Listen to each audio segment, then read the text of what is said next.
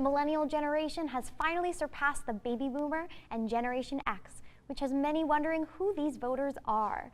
During the primaries, the millennial generation heavily leaned towards the Bernie Sanders campaign. Now it seems that these voters are divided even more. Today, we are joined by AU Dems President Morgan Starr and AU College Republicans President Tom Herbert. Thank you both for joining us today. There is an extreme when it comes to millennials. They're passionate, they're polarized. You see them getting out to the streets and campaigning door to door, but you also see them swearing that they are not going to the polls. So where does that leave us? When we look at the Harvard Institute poll of politics, it shows where millennials are feeling now. We're taking a look at that.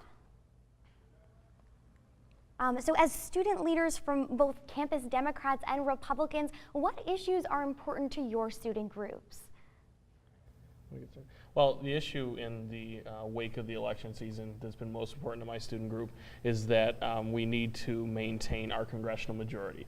With the deleterious effects of having Donald Trump at the top of the ballot for down-ticket Republicans, we wanted to be sure that we were able to maintain our majority in both the House and the Senate, and thank God it looks like it's going to stay that way. Yeah, and for college Democrats, we're just super excited to be voting, for the first time, and of course for the first female president. So that's something really exciting for all of our members. And we've also been focusing on Senate races as well as congressional races.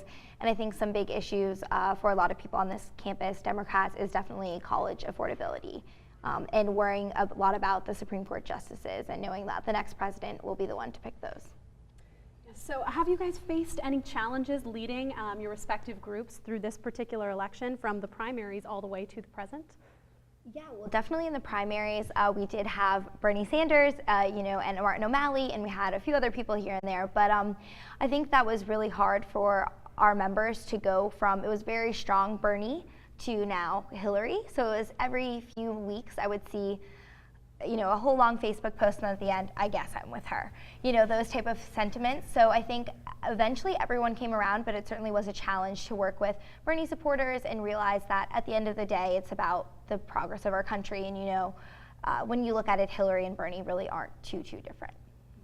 Yeah, so when the primaries were going on, the AU College Republicans didn't take a stand, but there were two main student groups on campus. There was AU Students for Rand and AU Students for Rubio. I led the AU Students for Rubio club for a little bit, so I know that he was the candidate, one of the two candidates that really appealed to AU's campus. We didn't really have a progressive, or should I say conservative firebrand like Bernie Sanders. It was really firing everybody up.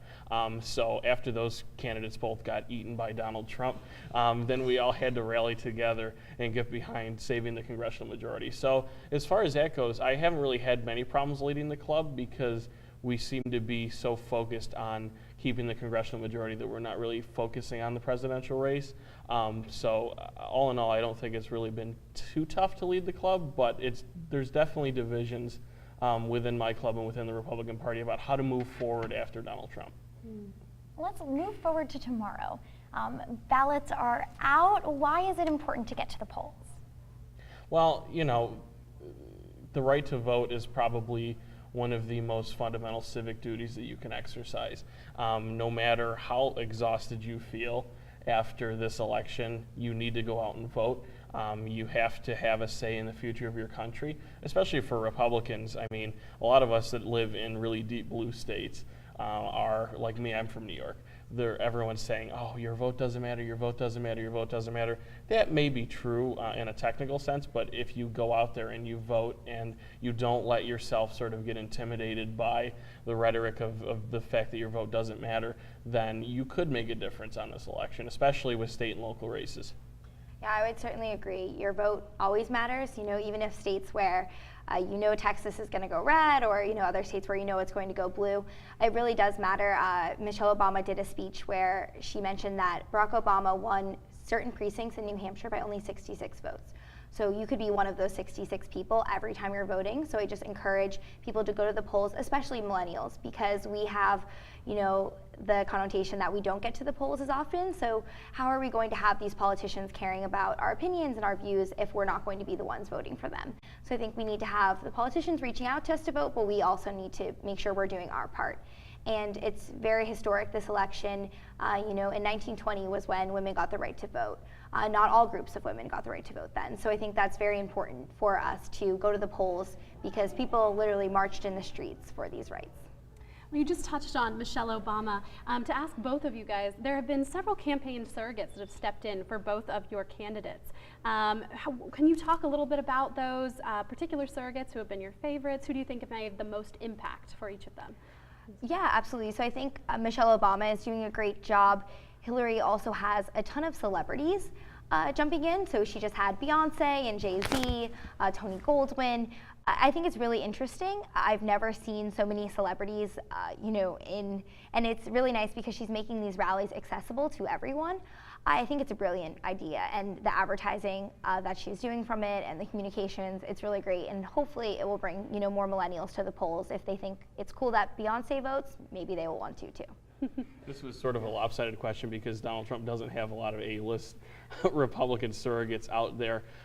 So I guess I'm going to have to answer your question as if it was who has been the most artful in defending Donald Trump. And I think that by far and away Newt Gingrich and Mike Pence have probably been the most skillful in defending him.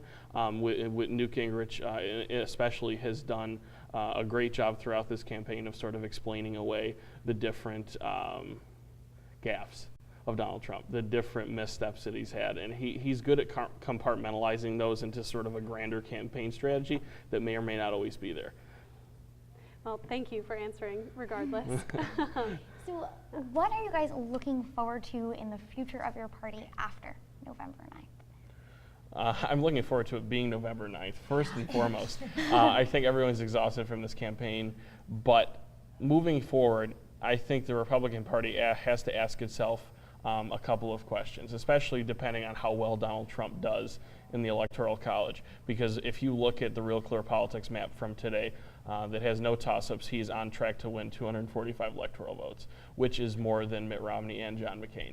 So it's kind of paradoxical to me that he could outperform both of them when they sort of ran normal Republican campaigns. They didn't have all these explosive scandals that Donald Trump's had. So we really need to factor in, okay, obviously there are negatives with Donald Trump, but what are some of the positives that he has brought into the party? What kind of voters has he brought under our tent?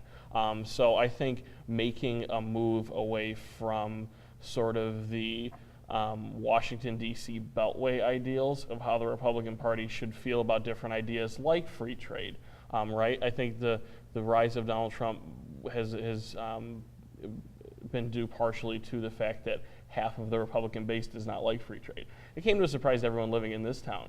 But if we can find a way to fold in some of the blue-collar voters, especially in Rust Belt states that have traditionally gone Democrat, I think that there are some positives at the end of the day from the Trump candidacy.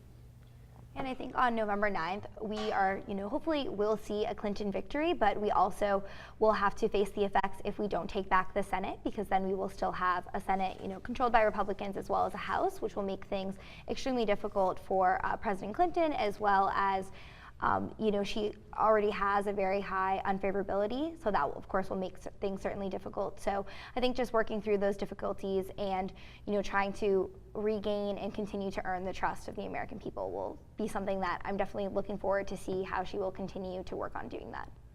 Thank you so much, Morgan Starr, EU Dems president, and Tom Herper, the president of the College Republicans. Thank you. Thank you. I'm glad to have you.